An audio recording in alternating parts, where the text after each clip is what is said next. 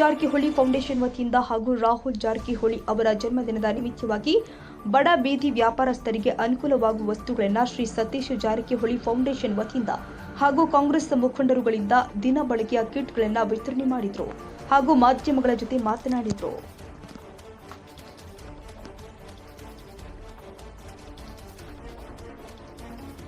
ನಾವು social work ಮಾಡ್ತಾನೆ ಇರ್ತೀವಿ. ಅವ್ರ ಜನ ನಿಮಿತ್ತ ಬೇರೆ ಬೇರೆ ಕಾರ್ಯಕ್ರಮ ಮಾಡ್ತಾ ಇರ್ತೀವಿ. ಅವರು ಕೂಡ ಈ ಸಮಾಜ ಮುಖ್ಯವಾಹಿನಿಗೆ ಬರಬೇಕು ಇಂಥ ಕಾರ್ಯಕ್ರಮ ಮಾಡೋ ಮೂಲಕ ಅಂತ ಅವ್ರಿಗೆ ಇಂಥ ಕಾರ್ಯಕ್ರಮ ಬೇರೆ ಬೇರೆ ಕಾರ್ಯಕ್ರಮ ಬ್ಲಡ್ ಕ್ಯಾಂಪು, ಆಮೇಲೆ ಆಸ್ಪತ್ರೆ ವೈದ್ಯಕೀಯ ವ್ಯವಸ್ಥೆ ಚಿಕಿತ್ಸೆ ಮಾಡ್ತೀವಿ, ಆಪರೇಷನ್ ಮಾಡ್ತೀವಿ. ನಿರಂತರವಾಗಿ ನಡ್ತಾನೆ ಇದೆ, ಇದು ಹೊಸದಲ್ಲ. ಇದೊಂದು ಸೋಷಿಯಲ್ ವರ್ಕ್ ಅಷ್ಟೇ. ಸರ್, ಈಗ ರಾಹುಲ್ ಜಾರಕಿಹೊಳಿ ಅವರು ಡಿಸಿಸಿ ಬ್ಯಾಂಕಿಗೆ ಸ್ಪರ್ಧೆ ಮಾಡೋದು ಅಂತಿಮ ಆಯ್ತಾ ನಿರ್ಧಾರ? ಇನ್ನೂ ಚರ್ಚೆ ಇದೆ. ಎಲ್ಲ ನಾಯಕರು ಕೂಡಿ ಚರ್ಚೆ ಮಾಡಿ ನಿಲ್ಲಿಸ್ಬಾರ್ದು ಡಿಸಿಷನ್. ಇನ್ನೊಂದು 11 ತಾರೀಕಿದೆ ರೀ, ಇನ್ನೂ ಇವತ್ತು 6 ಇದೆ. 4 ದಿವಸದಲ್ಲಿ ತೀರ್ಮಾನ ಮಾಡ್ತೀವಿ. ಹೇಳಿ ಕನಿಷ್ಠ ಒಂದು 7-8 ಅಂತ ಒಂದು ಇನ್ನೂ ಹೆಚ್ಚಿಗೆ ಮಾಡ್ಲಿಕ್ಕೆ ಪ್ರಯತ್ನ ಮಾಡ್ತೀವಿ. ಒಂದು 4-5 ಚುನಾವಣೆ ಆಗ್ತಾವೆ. ಅದನ್ನೇನು ಮಾಡ್ಲಿಕ್ಕಾಗಲ್ಲ, ಯಾಕಂದ್ರೆ ಲೋಕಲ್ ಸಮಸ್ಯೆ ಇದೆ, ಹೊಂದಾಣಿಕೆ ಆಗೋಂಥ ಪರಿಸ್ಥಿತಿ ಇದೆ. ಒಂದು 4-5 ಚುನಾವಣೆ ಆಗ್ತವೆ. ಒಂದು 10ರವರೆಗೆ ಕನಿಷ್ಠ ಅವಿರೋಧ ಆಯ್ಕೆ ಮಾಡಲಿಕ್ಕೆ ನಾವು ಪ್ರಯತ್ನ ಮಾಡ್ತೀವಿ. ಇಲ್ಲ, ಕೆಲವು ಆಗೋಲ್ಲ, ಕೆಲವು ಆಗ್ತಾವೆ. ಅದ್ರ ಕೊನೆಯವರೆಗೆ ಪ್ರಯತ್ನ ಮುಂದುವರಿತದೆ. ಯಾವ್ಯಾವ ತಾಲೂಕದಲ್ಲಿ ಚುನಾವಣೆ ಆಗ್ಬೋದು ಅದನ್ನ ಈಗ ಹೇಳಲಿಕ್ಕೆ ಆಗಲ್ಲ. ಕೊನೆಗಳಿಗೆ ಪ್ರಯತ್ನ ಮಾಡ್ತಾ ಇದ್ದೀವಿ. ಈ ಸದ್ಯಕ್ಕೆ ಹೇಳಕ್ಕಾಗಲ್ಲ. ಆದಷ್ಟು ಹೆಚ್ಚಿಗೆ ಆಗ್ಬೇಕಂತ ನಮ್ಮ ಬಯಕೆ ಇದೆ, ಆಸೆ. ಸರ್, ಈಗ ಸಿಎಂ ಅವರು ವಿಚಾರದಲ್ಲಿ ರಾಜನ್ ಅವರು ಮೊನ್ನೆ ಒಂದು ಮಾತು ಹೇಳಿದ್ರು.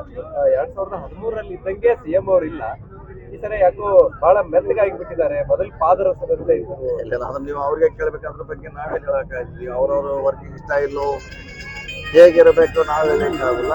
ಅದು ಅವರವರ ವರ್ಕಿಂಗ್ ಸ್ಟೈಲ್. ಅದು ಸರ್, ಈಗ 2.5 ವರ್ಷ ನಾನೇ ಸಿಎಂ ಅನ್ನುವಂಥದ್ದನ್ನು ಮೊನ್ನೆ ಸಿಎಂ ಸಿದ್ದರಾಮಯ್ಯ ಅವರು ಹೇಳಿರ್ಬೇಕು.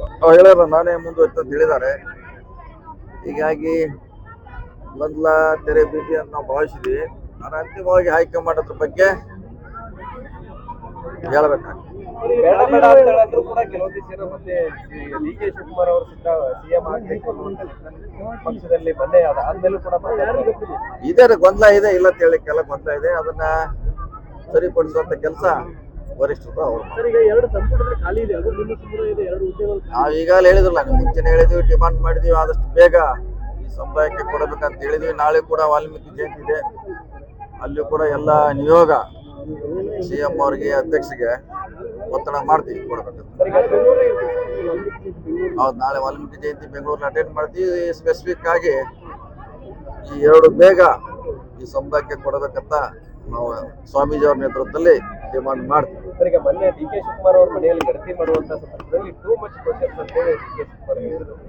ಸೊ ಸಾಕಷ್ಟು ಹೊರೆ ಆಗ್ತಾ ಇದೆ, ಪ್ರಶ್ನೆಗಳು ಜಾಸ್ತಿ ಆಗ್ತದೆ. ಅವ್ರಿಗಿದ್ರೆ ಕಡಿಮೆ ಮಾಡಬೇಕಂತ, ಯಾಕಂದ್ರೆ ಬಹಳಷ್ಟು ಇದೆ ಅಂತ 60 ಇದೆ ಅಂತ ಹೇಳಿದ್ರೆ. ನಿನ್ನೆ ಕೂಡ ನಾವು ಗೋಕಾಕದಲ್ಲಿ ಬಂದಿದ್ರು.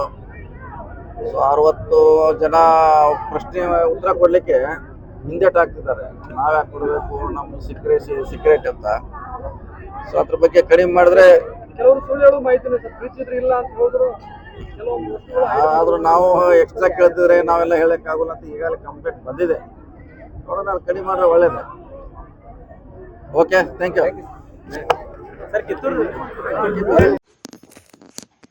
Somashekhara Nayak, S Sarkar news.